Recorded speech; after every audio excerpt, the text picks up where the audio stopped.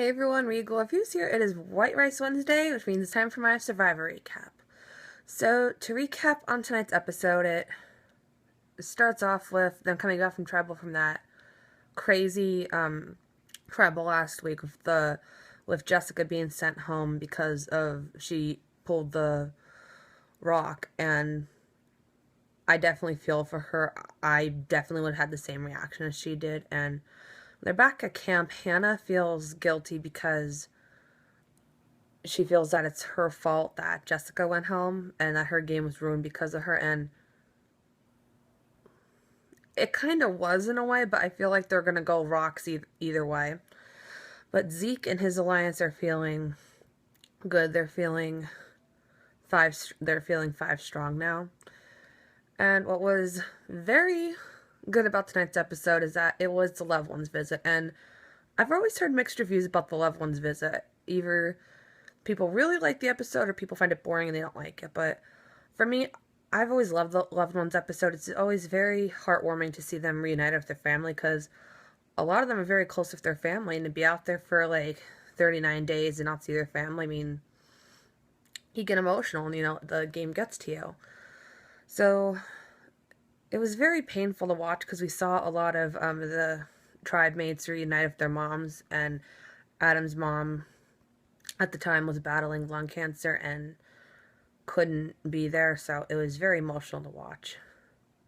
What was interesting is that when Brett was reunited with his dad, I mean, Brett's this big, tough guy, so when he was reunited with his dad, he showed emotion and was crying, and it was very heartwarming to see him, actually sharing his feelings in the game.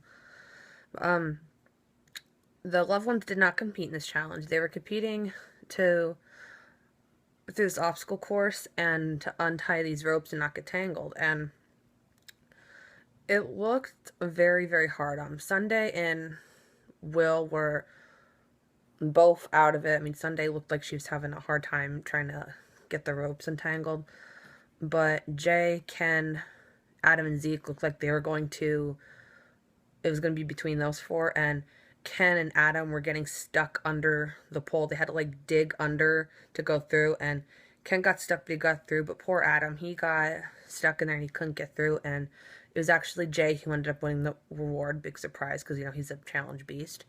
So he got to spend time with his sister, and you know how it is when you win the loved ones visit, you get to choose someone to go with him. And it wasn't a surprise that he chose Will. Will got to spend time with his mom. And then they usually have them choose one more person, and they chose to have Sunday go with him and spend time with her husband. But what was the most surprising is that Jay chose Adam to go on the reward with him, and as if you've watched Survivor, you know that Jay and Adam have been butting heads the whole time. But Adam definitely could have won it if he got stuck in that thing. So it was nice to see them, put their differences aside for just a few hours and just enjoy the loved ones visit. And it really meant a lot to Adam. He got an update from home from his brother saying that his mom was not responding well to the chemo that she was taking, and that she's actually stopped treatment. And I definitely can't imagine what was going through Adam's head. I mean, oh my God, Adam had me crying like tears down my face, because I can imagine getting that news when you're out there playing that game and to hear that your loved one's sick. It's just awful. But I know he's definitely gonna make his mom proud, and to pay back Jay for his generosity, Adam gave Jay his advantage that he could steal a reward from someone. And Adam actually did make a speech to everyone that he has this advantage that he could steal a reward from someone, but he said he doesn't have the heart to do it. He couldn't do that to everyone and take that time from their loved one away from him. So I definitely thought it was sweet that Adam gave Jay the advantage, but I also think it was kind of strategic too. At least that's what I thought. We also see that David and his alliance definitely wants Zeke gone and sees him they see him winning it all if they let him go any further, and I definitely do agree. I definitely think Zeke is playing a hard game. I definitely would see him being in the top 5. So the immunity challenge was a bit interesting. It wasn't like a bouncing challenge. I had to hold this pole like this, and if they moved slightly or less concentration, the thing would drop. And it was an epic showdown between Jay and and Adam ended up pulling it off and won immunity, and I was so happy for Adam. He definitely deserves this. So it's actually interesting because there's actually a swing vote tonight, and Will is actually the swing vote, and Will is very frustrated with his game, and I'm glad to see that Will is actually stepping up because he doesn't want to be known as a GOAT in the game. He wants to make these big moves.